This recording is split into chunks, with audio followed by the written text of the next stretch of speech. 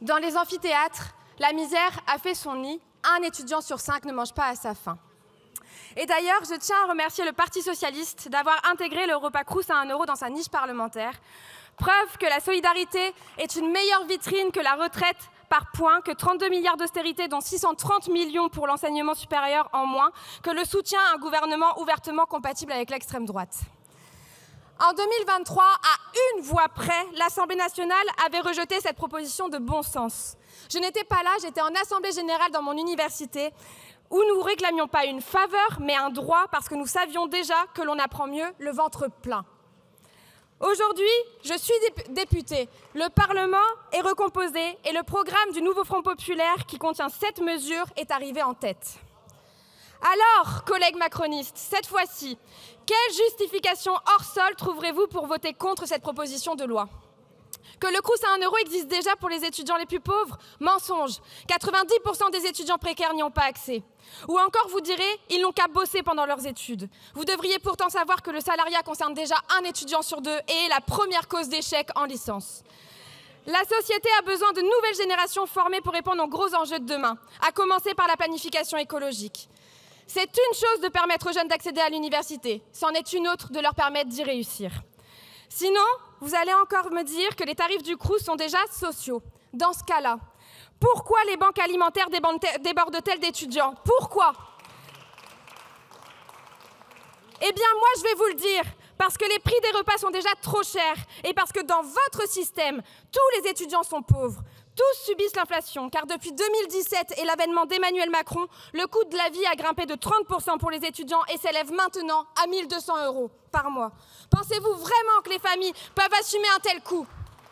Tous les étudiants doivent payer leur loyer, leurs charges, leur matériel informatique, leurs vêtements, leurs titres de transport, leurs frais d'inscription et leurs repas, sans aide à la hauteur de leurs dépenses, puisque la bourse maximale est très, très loin du seuil de pauvreté.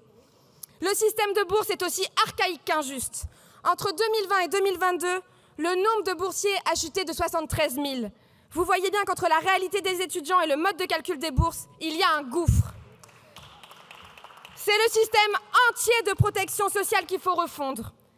J'ai aussi entendu qu'il ne fallait pas protéger tous les étudiants au motif que certains auraient des parents riches. Eh bien alors là, je vais vous répondre avec pédagogie. Considérer un étudiant comme un enfant d'eux est infantilisant. Nous, contrairement à vous, considérons l'étudiant comme ce qu'il est, un adulte émancipé à part entière. Personne n'imaginerait moduler le montant des aides perçues par les retraités en fonction du revenu de leurs enfants. Non, parce que le principe d'universalité des droits est un principe de la République. Aujourd'hui, cette Assemblée nationale peut donner corps aux aspirations de la jeunesse. Partout, le repas Crous à 1 € est majoritaire. Alors, collègues macronistes, serez-vous à nouveau du mauvais côté de l'histoire ? Comme lorsque vous avez imposé d'augmenter l'âge de départ à la retraite contre l'avis de 93% des actifs.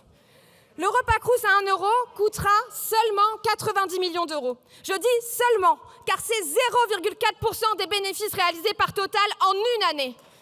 Et la taxe sur les superprofits, adoptée ici en octobre, rapportera 166 fois cette somme tous les ans. La vérité, vous préférez la charité familiale à la solidarité nationale, parce que cela impliquera de faire payer les riches.